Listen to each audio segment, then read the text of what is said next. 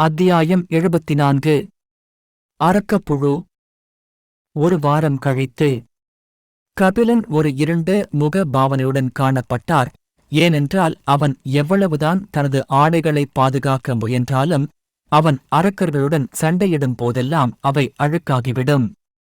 நிலைமை இப்படியே தொடர்ந்தால் அவனிடம் அணிய எதுவும் இருக்காது என்பதால் அவனுக்கு தலைவலி ஏற்பட்டது. இன்னும் சில நாட்களுக்குப் பிறகு பாம்பு போன்ற சில அரக்கர்களுடன் சண்டையிடுவதில் மும்முரமாக இருந்த சில மனிதர்களை கபிலன் இறுதியாகக் கண்டார். மிகப்பெரிய மலையை நோக்கி நகரும்போது அவன் 2 எல்சையும் பார்த்தார். ஆனால் கபிலனுக்கு அவர்கள் யார் என்று தெரியாததால் அவர்களை ஒருமுறை கூட பார்க்காமல் அவர் வெளியேறினார். இன்னும் ஒரு நாள் நகர்ந்த பிறகு அவன் இறுதியாக மிகப்பெரிய மலையின் முன் வந்து சேர்ந்தான். நிம்மதியான முகபாவத்துடன் கபிலன் உடனடியாக மரத்திலிருந்து கீழே குதித்து மலையில் ஏறத் தொடங்கினார். அவனும் அவசரமாக தனது ஈரமான ஆடைகளை சுத்தமான ஆடைகளாக மாற்றினார். இறுதியாக சௌகரியமாக உணர்ந்தான். கடந்த 2 வாரங்களாக அவன் ஒரு மரத்திலிருந்து இன்னொரு மரத்திற்கு தாவும் பேயைப் போல இருந்தான். அவன் மிகப்பெரிய மலையை நோக்கி நகர்ந்து கொண்டிருந்தபோது ஒரு மனிதர் தற்செயலாக ஒரு மரக்கிளையில் அவன் அமர்ந்திருப்பதைக் கண்டார். அந்த மனிதர் பதறிப்போய் ஒரே ஒரு வார்த்தையைக் கத்திக்கொண்டே ஓடிவிட்டார். பேய்! மனிதன் ஓடிப்போவதைப் பார்த்து வியா சிரித்தாள். அவள் கண்ணீரின் விளிம்பில் இருந்தாள். தன்னை பேய் என்று அழைத்து அந்த மனிதனை நினைத்து கபிலன் எரிச்சலுடன் நாக்கைக் கவ்வினான். என் உடைகள் கொஞ்சம் அழுக்காக இருந்தன, அதனால்தான் அவன் என்னை பேய்ன்னு சொன்னான். ஒரு தீவிரமான முகபாவத்துடன் அவர் தன்னை பார்த்து கொண்டார். அவனுடைய உடைகள் சுத்தமாகவும் நேர்த்தியாகவும் இருந்தன. குறைந்தபட்சம் அவன் மலையில் இருக்கும்போது அவை அழுக்காகாது. திருப்தியுடன் தலையை ஆட்டிய பிறகு கபிலன் மலையின் உச்சியை நோக்கி நடக்கத் தொடங்கினார். அவன் ஏற்கனவே பழைய சுருளை பார்த்தார். தங்கச் சிலுவை அடையாளங்கள் 2ம் கிட்டத்தட்ட மலையின் உச்சியில் இருப்பதை அறிந்திருந்தான். கபிலன் 10 நிமிடங்கள் மட்டுமே நடந்தான். அப்போது சில உரத்த கூச்சல்கள் கேட்டன. அவன் மேலே பார்த்தான். 2 உருவங்கள் தன்னை நோக்கி வெறித்தனமாக ஓடி வருவதைக் கண்டான். அவர்கள் மிக வேகமான வேகத்தில் கபிலனை நெருங்கிக் கொண்டிருந்தனர். 2 நபர்களும் சேறு நிறைந்த அழுக்கு ஆடைகளை அணிந்திருந்தனர். அவர்களின் உடலில் அதிக அளவு சேறு ஒட்டியிருந்ததால் அவர்களின் முகங்கள் கூட தெரியவில்லை. அந்த அழுக்கான உருவங்களை பார்த்த கபிலன் அவை கடந்து செல்ல நிறைய இடம் கொடுத்து விலகிச் செல்ல விரும்பினான். ஆனால் அவன் கண்களில் ஒரு பிளவை ஏற்படுத்திக் கொண்டான். அவன் கண்கள் சுருங்கியது. அப்போது அந்த உருவங்களுக்குப் பின்னால் 3 பெரிய 40 அடியில் பெரிய துண்டான புழுக்கள் பின்தொடர்ந்து வருவதைக் கண்டான். எல்லா புழுக்களும் -C தரவரிசையில் இருந்தன. கபிலன் திரும்பி தான் வந்த வழியை நோக்கி ஓடத் தொடங்கினான். அவன் சில நிமிடங்களுக்கு முன்புதான் தன் உடைகளை மாற்றினான். இனிமேல் அவற்றை அழுக்காக விடமாட்டான். அவன் அந்த அழுக்கு உருவங்களிலிருந்தும் பெரிய புழுக்களிடமிருந்தும் தப்பி ஓடிக்கொண்டிருந்த போது திடீரென்று பின்னால் இருந்து ஒரு பழக்கமான உற்சாகமான குரல் அவன் பெயரை அழைப்பதை கேட்டது. கபிலன்! கபிலன் வேகத்தை குறைத்து தனது சந்தேகத்தை உறுதிப்படுத்த தலையை பின்னோக்கி திருப்பினான். அது வேற யாரும் அல்ல, அது நயன். ஆமாம், நான்தான். மேலிருந்து மீண்டும் உரத்த உற்சாகமான சிரிப்பு வந்தது. ஆனால் நயன் தனது சேற்று கையை தன்னை நோக்கி அசைப்பதைக் கண்டதும் கபிலன் நடுங்கினான். ஒரு நொடிகூட காத்திருக்காமல் கபிலன் வேகமாக ஓடினான். அவர் யாராக இருந்தாலும் கவலைப்படவில்லை. அவருடைய உடைகள்தான் அவனுக்கு முக்கியம். அவனுக்கு மேலே பறந்து சென்று எல்லாவற்றையும் பார்த்து கொண்டிருந்த பியா வைத்தியக்காரத்தனமாக சிரிக்க ஆரம்பித்தாள்.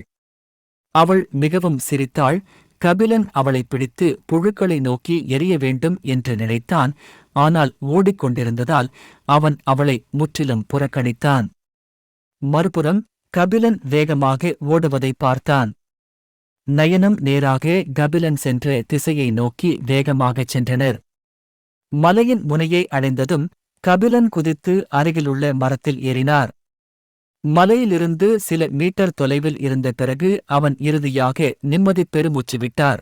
கபிலனுக்கு பிறகு நைனம் அவருக்கு அருகில் ஓடிக்கொண்டிருந்த மற்றொரு நபரும் மலையிலிருந்து கீழே குதித்து அருகிலுள்ள சில மரங்களில் அவசரமாக ஏறினர். அவர்களுக்குப் பின்னால் வந்த பிரிவு புழுக்கள் மலையின் விளிம்பை அடைந்ததும் நின்றன. சத்தமாக கத்திய பிறகு புழுக்கள் உண்மையில் பின்வாங்கத் தொடங்கின. நயன் புழுக்கள் பின்வாங்குவதைக் கண்டு நிம்மதி பெருமூச்சு விட்டான். பின்னர் கபிலனை ஒரு புன்னகையுடன் பார்த்தான். கபிலா, நீ எப்படி இருக்க? உங்களை இங்கே பார்ப்பேன்னு நான் எதிர்பார்க்கவே இல்லை. அருகில் மரத்தில் அமர்ந்திருந்த கபிலன் பதிலுக்கு, இவ்வளவு அரக்கர்களுடன் நயனை பார்ப்பேன் என்று அவனும் எதிர்பார்க்கவில்லை. நான் நலம். அவன் பதிலளிக்கும் போதே அவன் நயன் உடலை ஸ்கேன் செய்தான். நயன் ஏற்கனவே தரவரிசையில் இருப்பதைக் கண்டு ஆச்சரியப்பட்டான். நயன் கபிலனின் உடலையும் ஸ்கேன் செய்தது. ஆனால் அவனால் கபிலனின் தரத்தை அறிய முடியவில்லை. அவர் கபிலனை சற்று அகன்ற கண்களால் பார்த்தார். பின்னர் தனக்கு அருகில் இருந்த மற்ற நபரை அறிமுகப்படுத்தினார். நயனுடன் இருந்த மற்றொரு நபரின் பெயர் டைனின். அவர் லோரிங்நாட் இராச்சியம் பகுதியைச் சேர்ந்தவர். நேற்று அவர் 3வது மாடியில் தோன்றியபோது நயன் அவரை சந்தித்தனர். இருவரும் மனிதர்கள் என்பதால் அவர்கள் அணிசேர முடிவு செய்தனர். டெய்னின் கபிலனை பார்த்து தலையசைத்தான். கபிலனைப் போலவே அவனும் அதிகம் பேசக்கூடிய ஆள் இல்லை. புழுக்கள் போய்விட்ட பிறகு அவர்கள் மூவரும் மரங்களை விட்டு வெளியேறி நேரடியாக மலை விளிம்பில் குதித்தனர். கபிலன் தனது துணிகளை தட்டிக் கொண்டிருக்கும்போது நைன் மெதுவாக ஒரு குறும்பு புன்னகையுடன் பின்னால் இருந்து அவரை அணுகினார். கபிலன் எதிர்வினையாற்றும் முன் நைன் தனது அழுக்கு கையை அவன் முதுகில் அறைந்தான். இவ்வளவு நாளைக்குப் பிறகு நாம சந்திக்கிறோம். ஏன் இவ்வளவு தூரம் நடந்துக்கிறீங்க? கபிலன் கரடியாக சபிப்பதை நிறுத்திவிட்டு நைனை இருண்ட முகபாவத்துடன் பார்த்தான். கடைசியில் அவனால் தன் துணிகளை காப்பாற்றிக் கொள்ள முடியவில்லை. கபிலனின் இருண்ட முகபாவனையை பார்த்ததும் நைனின் புன்னகை விரிந்தது. அவர் சொன்னது சரிதான் போல. நயன் அவசரமாக ஒரு புன்னகையுடன் கபிலனின் கழுத்தில் தனது அழுக்கு கையைச் சுற்றிக் கொண்டான். உனக்கு உடைகள் மேல இவ்வளவு அக்கறை இருக்கும்னு நான் எதிர்பார்க்கல. கபிலன் நயன் முகபாவனையை பார்த்து இருமும்போது இரத்தம் வரும் அளவுக்கு இருமினான். உனக்கு என்ன தைரியம் இருந்தால் உன் அழுக்கு கையை என் கழுத்தில் போட்டிருக்கிறாய்? நைன் சிரித்துக் கொண்டிருக்கும்போது கபிலன் அவனை அறைந்து நேரடியாக மலை விளிம்பிலிருந்து தூக்கி எறிந்தான். பக்கத்தில் இருந்த டெய்னினும் அந்த இருவரையும் பார்த்து சிரிக்க ஆரம்பித்தான். நைன் சேற்றிலிருந்து வெளியே வந்த பிறகு அவன் கபிலனை வெறுப்புடன் பார்த்தான். இப்போது அவன் முழுவதுமாக ஈரமான மண்ணால் மூடப்பட்டிருந்தான். அவன் பழிவாங்க விரும்பினான். ஆனால் பின்னர் கபிலன் தீவிரமாக பேசினான். உங்கள் இருவருக்கும் பின்னால் ஏன் புழுக்கள் பின்தொடர்ந்தன? கபிலனிடம் எல்லாவற்றையும் சொல்வதற்கு முன்பு நைனும் டைனினும் ஒருவரையொருவர் பார்த்துக் கொண்டனர். இருவரும் இணைந்த பிறகு காட்டைச் சுற்றி பார்த்தார்கள்.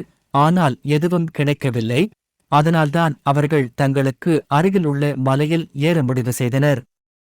அவர்கள் மலையின் நடுப்பகுதியை நெருங்கியபோது மானா கற்களால் நிரப்பப்பட்ட ஒரு குகையைக் கண்டார்கள். மானா கற்களை பார்த்த பிறகு அவர்கள் உற்சாகமடைந்து சில மானா கற்களை எடுக்கப் போனார்கள். ஆனால் திடீரென்று சில புழு வகை அரக்கர்கள் நிலத்தடியில் இருந்து வெளியே வந்து அவற்றை துரத்தத் தொடங்கினர். புழுக்கள் மிகவும் விடாப்பிடியாக இருந்ததால் அவை குகையை விட்டு வெளியேறிய பிறகும் புழுக்கள் அவற்றை துரத்துவதை நிறுத்தவில்லை.